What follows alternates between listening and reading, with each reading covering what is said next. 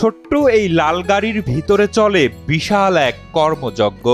তাই এই গাড়িটিকে ঘিরে সকলের মাঝে তৈরি হয়েছে বিশেষ কৌতূহল।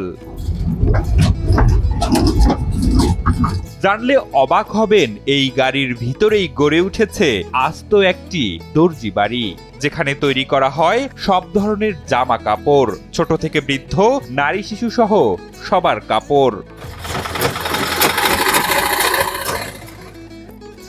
শুধু নতুন কাপড়ই নয়, এখানে সেলাই করা হয় পুরাতন কাপড় ও ছেঁড়া কাপড়। অনেকেই লোকলজ্জার ভয়ে বাজারে বা দোকানে ছেঁড়া কাপড় না নিয়ে গেলেও ছুটে আসেন এই গাড়ির দর্জির কাছে।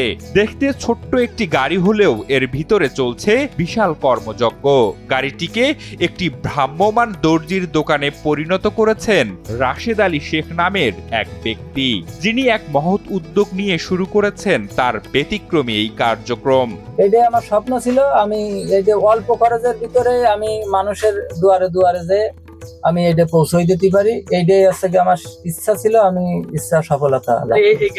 গ্রামের মা বোনদের কাপড় ছিঁড়ে গেলে লজ্জায় সেই ছেঁড়া কাপড় বাজারে নিতে পারেন না। তাদের কথা চিন্তা করে ভ্রাম্যমাণ এই দর্জির দোকানটি চালু করেছেন রাশেদ আলী। তবে তার দক্ষ হাতে সেলাই মেশিনের কাজ ছাড়াও কখনো গ্যাস লাইট মেরামত, কখনো বা বাড়ির ইলেকট্রিক কাজগুলোও করে দেন তিনি। তাই গ্রামের মানুষ তার নাম দিয়েছেন ডাক্তার। তো আগে এই গ্যাস লাইট নিয়ে গ্রামে গ্রামে কাজ করে বেড়াতাম, এই জন্য আমার ওই গ্যাস লাইটের ডাক্তার নাম হয়েছে। গ্রামের মানুষের জন্য এই সেবা যেন স্বস্তির নিঃশ্বাস। একদিকে যেমন সময় বাড়ছে, অন্যদিকে খরচও কমছে। তাই দিন দিন বাড়ছে ডাক্তার রাশেদের চাহিদা। সর্ববিষয় উপকরণ, সর্ববিষয় কি করে গ্যাস লাইট আর গেঞ্জির শার্টের টেনশন লাগানো, ব্যাগের সেল লাগানো। এই যে ভাই আসার পরে বলে যে গ্যাস লাইটে গ্যাস হবে, আসেন। এইভাবে তারা সবাই আসে, গাড়ি থামায়, ব্যাগের সেল লাগায়, এমনি মেশিনে সেলাই কাজ করে, অনেক সমস্যার সমাধান করে ভাই। তুমি রাস্তায় আসলে সবাই বুঝতে পারে যে সেই ডাক্তার চলে আইছে। প্রায় ২৬ বছর আগে একটি চায়ের আড্ডায় শুনেছিলেন বিদেশে গাড়িতে করে বাড়ি বাড়ি গিয়ে কাজ করে দেয়া হয়। সেই গল্পকেই বাস্তবে রূপ দিতে ২০২২ সালে ১,৬০,০০০ টাকা দিয়ে একটি প্রাইভেট কার কেনেন রাশেদ। আরএফএল SWR পাইপি মাপে যা বলে তাই দেয়। RFL SWR pipe and fittings. পরবর্তীতে সেই গাড়িটিকে রূপান্তর করেন ছোট্ট ওয়ার্কশপে। যখন ওই চার দোকানে গল্প দিত যে বিদেশে মানুষ দুয়ারে মানে কাজে যায়, বিভিন্ন ফ্যাক্টরিতে বিভিন্ন জায়গা কাজে যায় প্রাইভেট কারে, তখন থেকে আমার মনে কৌতূহল হলো যে আসলে কি আমি কি পারবো প্রাইভেট কারে আসলে এইরকম কাজ করতে।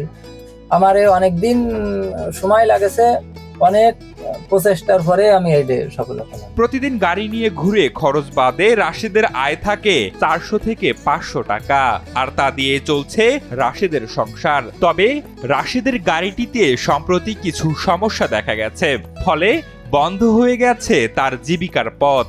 তাই নিজের শখের গাড়িটি সচল করতে সাহায্যের আবেদন জানিয়েছেন মেধাবী এই মানুষটি। আপনারা যদি সবাই সহযোগিতা, আপনাদের বলতেছি না যে আপনি আমার একাই খরচ বহন করেন, তাহলে একটু সুবিধা হয়। আমি গাড়িটা দিয়ে ফিরে আমি পুনরায় গ্রামে মানুষের কল্যাণের জন্য আমি এই কাজ আবারই বহাল। তার এই কর্মশালা শুধু একজন মানুষের জীবিকা নয়, বরং পুরো এলাকার মানুষের জন্য তিনি হয়ে উঠেছেন ভরসার আরেক নাম।